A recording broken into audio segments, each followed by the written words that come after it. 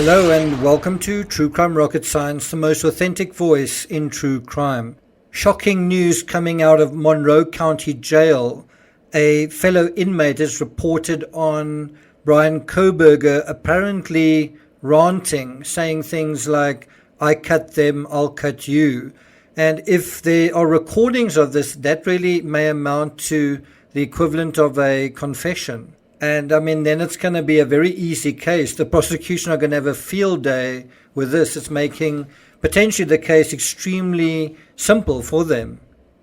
So the story is a 50-year-old called Valerie Cipollina. I think she was in prison for domestic something.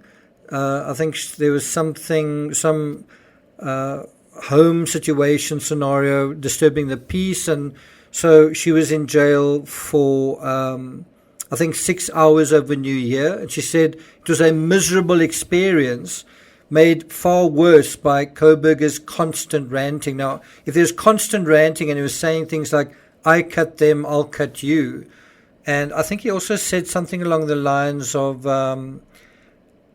if you come in here, I'll cut you and I'll do to you what I did to them. What did he say? I'll cut you up too.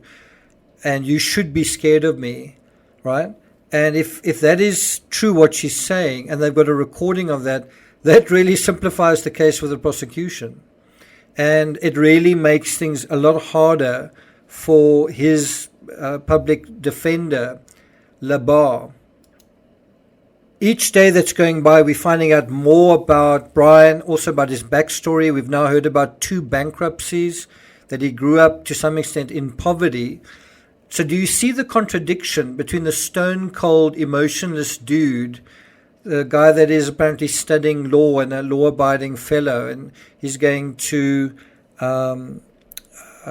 his family support him, and he wants to prove his innocence, and this emotionally charged, overflowing, overwhelmed, effervescing creature that can't control himself? Do you notice how he is using threats to control his own obvious anxiety? And it does make you wonder, is he coming off something that is becoming so unhinged? But before we get to that, if you haven't subscribed to the channel, please do. If you have, welcome to the channel. If you're enjoying this episode, please like, share, leave a comment. You can also hit the thanks button, and let's get started.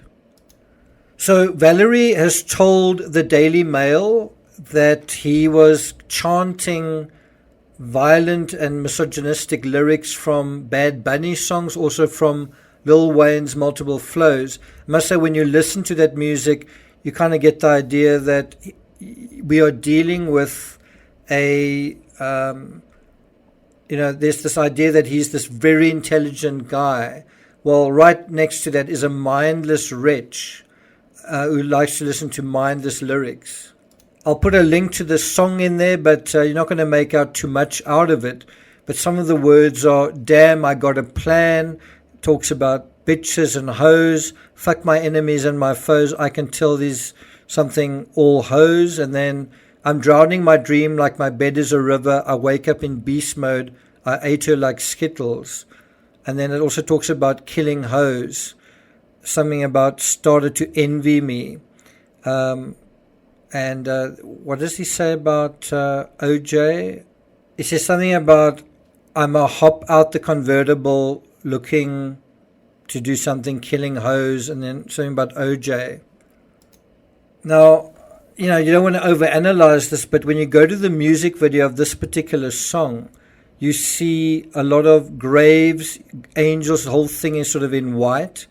And then you see a church building, but quite up close, it resembles exactly the kind of timber exterior of 112 King Road. And then there's a giant skull right next to it. It's also got big windows. But the optics of this particular structure in the video reminds so much of that singular, idiosyncratic building that stands so much on its own in the neighborhood in Moscow. So Valerie says that she could see him through the polycarbonate glass window of his jail cell. I think she was in the neighboring cell. She said he was standing up right against it, yelling out violent rap lyrics. So that kind of gives you an idea what has been fueling his fantasy world. Probably what he does late at night, listens to this sort of music, watches these sorts of music videos. So, according to the article, at one point, Cipollina said the jailer who was stationed outside Kohberger's cell told him to shut up. And then Kohberger replied, I guess, aggressively, come on in, mother effer. You come in here, let's talk. And then apparently he screamed at the top of his lungs, shouted, come in all of you. You scared of me? You should be scared of me. You're going to do nothing to me because I'm going to cut all of you up. That's what he ranted. He said, come into the cell. I'll show you I'm a creeper. Come in the cell and I'll cut you up too. That's all quoting from this particular article. Now, if the officers have got any recordings of this, that is going to be extremely damaging to his case because he's going to have to explain that. Someone's going to have to explain that. What do you mean I'm a creeper? And what's this about cutting you up? And if you think about it, it's quite delusional because he doesn't have anything with him to do that. But he obviously has it in his mind, this idea of cutting. So again, do you see the contradiction between this emotionless weakling? And by the way, Cipollina describes him as a skinny young guy, right? And someone else, I think, described him. I think a neighbor said, you wouldn't imagine a PhD like him. He's not tough enough to commit a crime like this. Listen to all this posturing. It's all about how tough he is, right?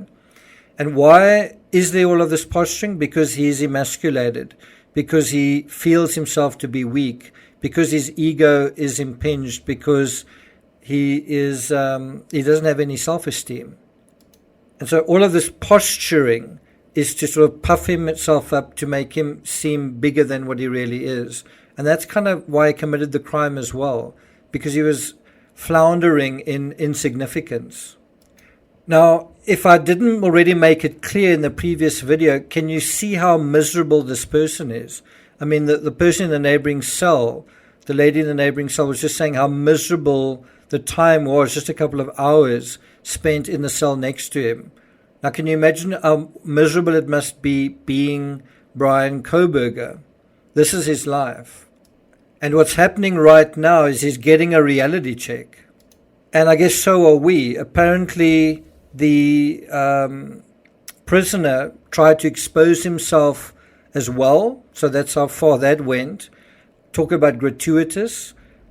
He taunted the guards. And as I say, he said, I cut them, I'll cut you. And he yelled that repeatedly. And so, as I say, if they've got this recorded, that is going to be a serious issue for him to explain in court. And that's where he's headed tomorrow. His court appearance will be at 3 p.m. local time, Tuesday. So look out for that. I haven't mentioned some of the extreme things that he also said besides what I have said, but I'll put a link in the description so you can read that. And also read the lyrics as far as you can of that Lil Wayne song. It's pretty eye-opening. So we will be continuing to sort of peel away the onion, of this guy's psychology and gradually get to the motive. I think we're getting closer and closer every day. You're getting a real gritty, visceral sense of what is going on in the chaos, in the flux vortex of this guy's mind. Thank you for listening, and I'll see you guys next time.